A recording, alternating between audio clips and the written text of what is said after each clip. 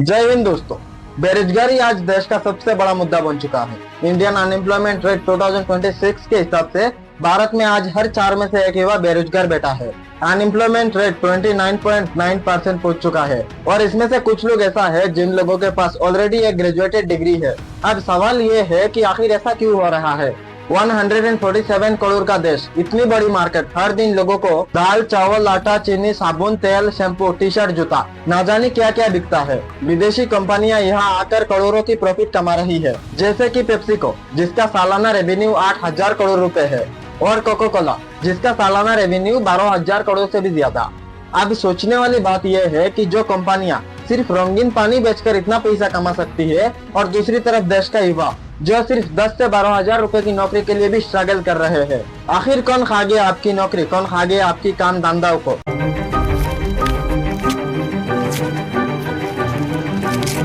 आज इस वीडियो में हम किसी पार्टी का चमचा बनकर बात नहीं करेंगे। आज सीधे उंगली उठेगी सिस्टम पर, सरकार की उस नाकामी पर और उस कड़वे सच पर जिसे आपको ये गोदी मीडिया कभी नहीं दिखाएगी।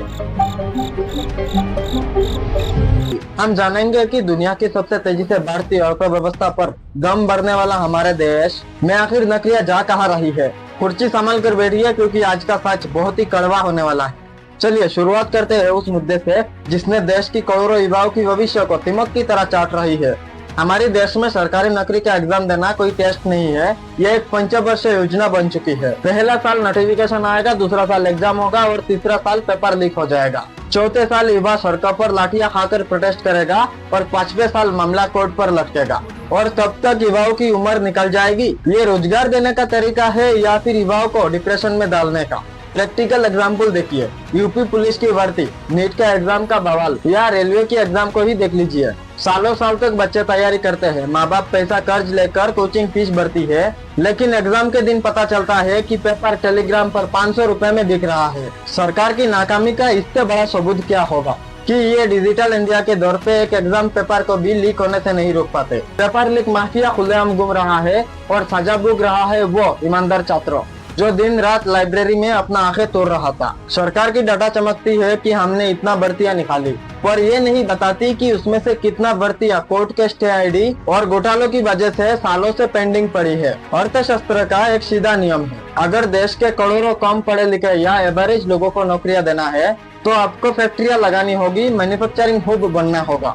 लेकिन हमारी सरकारी नीतियां जमीन पर बुरी तरह से फ्लॉप रही। हमने सर्विस सेक्टर, आईटी, बैंकिंग को तो चमका लिया, जो सिर्फ 5% अंग्रेजी बोलने वाले को नौकरी देता है, लेकिन मैन्युफैक्चरिंग को पूरी तरह से लवारिस छोड़ दिया। प्रैक्टिकल एग्जांपल समझिए, सुबह उठने से लेकर रात तक आप जो भी चीज छूते हो, अपनी मोबाइल, ब्लूटूथ, ईयरफोन, दिवाली की लाइटें और बच्चे की खिलौने, यहाँ तक आपकी किचन की बर्तन, इन सब के पीछे क्या लिखा होता है? Made in China. चीन ने क्या किया?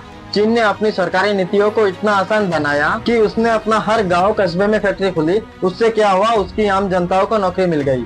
और हमारे यहाँ क्या होता है? हमारे यहाँ अगर कोई ईमानदार बिजनेसमैन अपना फैक्ट्री लगाना चाहे तो उसे 50 सरकारी दफ्तर का चक्कर काटना पड़ता है, टैक्स का मकड़जाल या ऊपर से सरकारी अफसरों का भ्रष्टाचारी उस फैक्ट्री को शुरू होने से पहले ही खत्म कर देता है। जब देश में फैक्ट्री ही नहीं रहेगी तो ग्राउंड लेवल पर नौकरी कहां से आएगी? क्या हमारा युवा सिर्फ चाइनीज माल की डिलीवरी करने के लिए पैदा हुआ है? अब तोड़ा है ना, खुद को भी दिखाते हैं।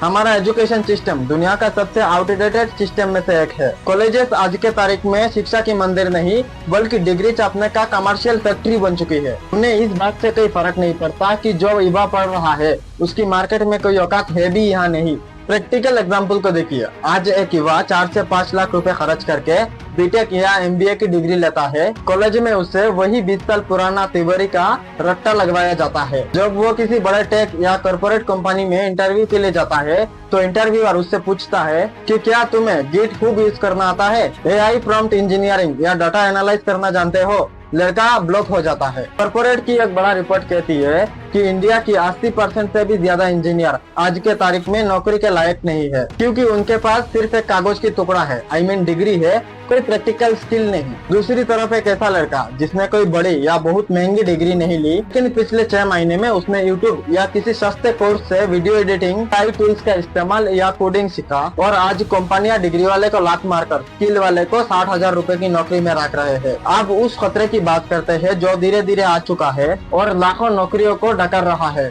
आर्टिफिशियल इंटेलिजेंस और ऑटोमेशन। जो काम पहले इंसान करते थे, बड़ी बड़ी कंपनियां आज वो काम को एआई से करवा रही है ताकि उसे पीएफ, सैलरी या छुट्टी ना देना पड़े। प्रैक्टिकल एग्जांपल को देखिए। पहले जब आपका बैंक अकाउंट ब्लॉक होता था या सिम कार्ड ब्लॉक होता था तो आप कस्टमर केयर को फोन करते थे। वहाँ हजारों लड़के लड़कियां कॉल सेंटर में बैठकर आपका कॉल अटेंड करते थे, उन्हें रोजगार मिला हुआ था। लेकिन आज जैसे ही आप किसी कंपनी की वेबसाइट या एप्स पर जाते हो तो सामने एक एआई चैटबॉट आ जाता है। वो आपसे चैट करता है और आपकी समस्या को सुलझा देता है। यानी पहले जिस काम को करने के लिए 100 लोगों की टीम लगती थी, वह आज सिर्फ 2 लोग बैठकर एआई को मॉनिटर कर रहे हैं। बाकी 98 लोगों की पत्ता साफ हो चुका है। इसे इकोनॉमी में जॉबलेस ग्रोथ कहते हैं, जिसे देश की जीडीपी बढ़ेगी, कंपनियों का मुनाफा होगा, लेकिन नौकरियां घटेगी। और अब जब आप सरकार से नौकरियों की सवाल पूछोगे तो ऊपर से ज्ञान मिलता है, आत्मनिर्भर बनो, पकड़े तो लो या सेटअप शुरू करो। नौकरियां मांगने वाले नहीं, नौकरियां देने वाले बनो। सुनने में यह डायलॉग बहुत ही अच्छा लगता है, लेकिन जमीनी हकीकत बहुत खौफनाक है। सेटा कहता है कि भारत में 90% सेटअप शुरू होने के 3 साल के अंदर ही बंद हो जाते हैं, क्योंकि बाजार में छोटे प्लेयर्स के लिए कोई सपोर्ट सिस्टम नहीं है। दूसरा, अगर फिर भी आप सोचते हो कि फुटपाथ में चाय की स्टॉल लगाओगे या फिर सब्जियों का ठेला, तो इसके लिए लोकल गुंडाओं को हर दिन चंदा देना पड़ता है। और दूसरा, इन नगर निगम वाले का हालत तो आप देख ही रहे हो। दूसरा सबसे बड़ा धोखा है गिग इकोनॉमी, यानी जोमेटो स्विगी वाला डिलीवरी बॉय बन जाना या फिर ओला उबर में ड्राइवर बन जाना। प्रैक्टिकल एग्जाम्पल को देखिए। एक लड़का जिसने ग्रेजुएशन की है, वो मजबूरी में 12 घंटा जोमेटो की बाइक दौड़ाती है। धूप हो, आंधी हो या कड़कती ठंड, वो भागते रहता है। महीने का अंत में उसके हाथ में काट पीट के 12 से 15 हजार रुपए आता है। क्या हम इस काम को एक सुरक्षित करियर कह सकते हैं? क्या इस काम का कोई जॉब सिक्योरिटी है? क्या मेडिकल इंश्योरेंस या कोई पीएफ है? तो आंसर है नहीं। ये रोजगार नहीं है, ये देश की युवाओं के लाचारी और मजबूरी का कॉर्पोरेट द्वारा किया गया गलत शोषण है। तो फिर इस दलदल से निकलने का रास्ता क्या है? क्या हमारा देश ऐसे ही बेरोजगार का फौज खड़ा करते रहेगा? रास्ता है, लेकिन इसके लिए सरकार को और युवाओं को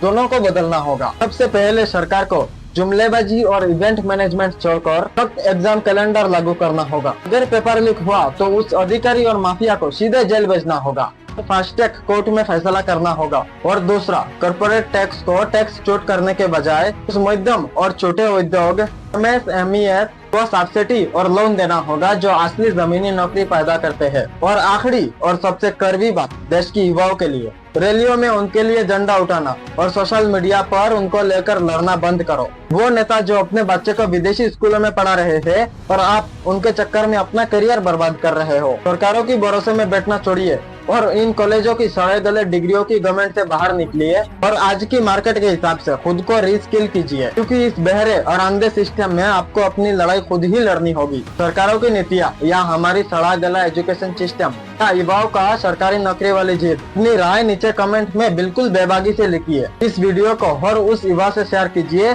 जो आप इसी वक्त सरकार की सिस्टम से लड़ रहा है। मिलते हैं अगली वीडियो में, आप अपना ध्यान रखिएगा। जय हिंद, जय भारत।